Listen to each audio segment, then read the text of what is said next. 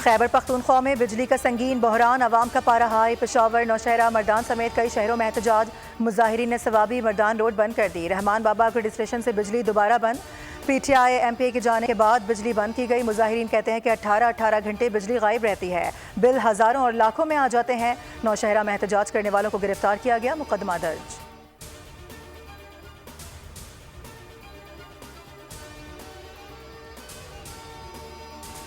بس اب بہت ہو گیا، 12 گھنٹے سے زائد کی لوڈ شیڈنگ برداشت نہیں کریں گے، وزیر اعلیٰ خیبر پختونخوا کی وفاق کو دھمکی۔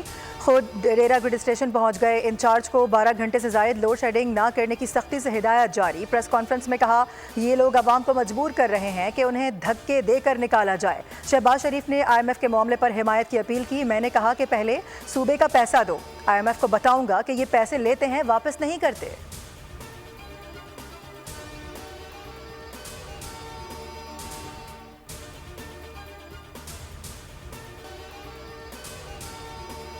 خیبر کی تحصیل لنڈی کوتل میں فائرنگ، صحافی جاں بحق خلیل جبران خیبر ٹی وی سے وابستہ تھے، اپنے ساتھی کے ساتھ گھر جا رہے تھے۔ ملزمان نے دونوں کو کار سے اتار کر ان پر فائرنگ کی، ساتھی شدید زخمی ہو گیا۔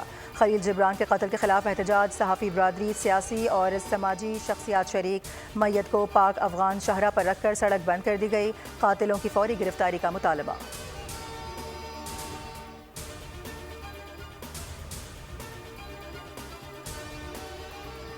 اور حج کے دوران شدید گرمی سے 577 حاجی جاں بحق ہوئے، 323 کا تعلق مصر جبکہ 144 کا تعلق انڈونیشیا سے ہے، اردن کے 60 اور 41 کا تعلق عمان سے تھا۔ تیونس کے 35 حاجی جاں بحق ہوئے، 2000 سے زائد افراد ہیٹ سٹروک میں مبتلا ہیں۔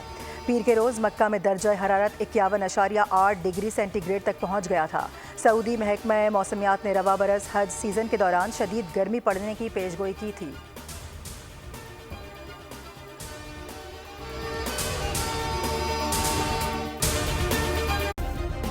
سبسکرائب کریں اور بیل دبائیں تاکہ کوئی خبر رہ نہ جائے۔